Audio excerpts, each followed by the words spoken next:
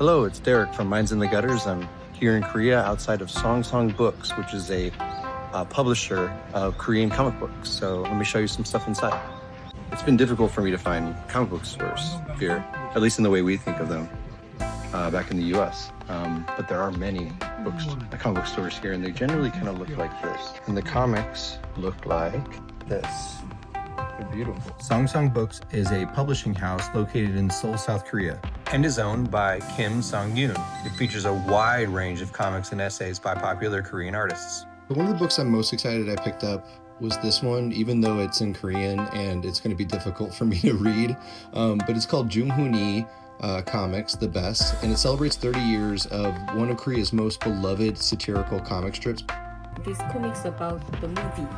This comic's about a movie. Parody by the It's a movie parody comic. Oh my gosh, that's funny. That's great. It's a parody of all sorts of movies. Like here's one about Back to the Future, here's another about RoboCop, and there's always just some satirical, funny commentary about the movie itself, maybe a little bit of acting it out, and a little synopsis about the movie as well. It even came with these really great stickers. This is signed? Yes. He actually remarked and signed it, and unfortunately Jung-hoon-lee passed away a couple years ago, so this makes this a little bit extra special. And this shot glass that I'm getting for Steve and I is from this comic. Another comic I picked up was Panda Dance, and although it's also in Korean, it was #1, and I just kind of wanted to start somewhere, and I just really fell in love with the illustrations and the characters inside. It was described to me as like a cult favorite Korean comic book, and it's kind of like Korea's answer to Calvin and Hobbes.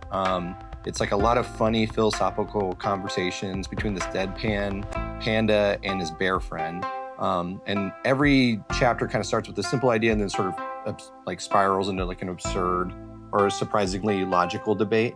One of the ones, for example, is this one here. Panda builds a time machine, but instead of rushing off like on an adventure, they spend most of the comic arguing about the practicality of the problems of time travel, whether they'd end up floating in space, what supplies they'd need, and how miserable life would be in the past. It's clever, it's weird, ends up being very logical, even though it is coming from like kind of an absurd space. So not all comics I picked up were in Korean.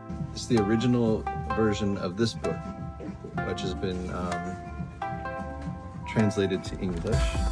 Narrow Rooms by Choi 성민. Chae-Sung-min. I think I'm about like maybe a third of the way through it. It's a quick read, but it's a slow burn. I don't want to give away too much of the story in case you ever decide to give it a shot, but basically the student is being stalked by someone. The story told through her own obsessive thoughts and fears. It's just really well done. Also on the English front, they gave me this book. This is free.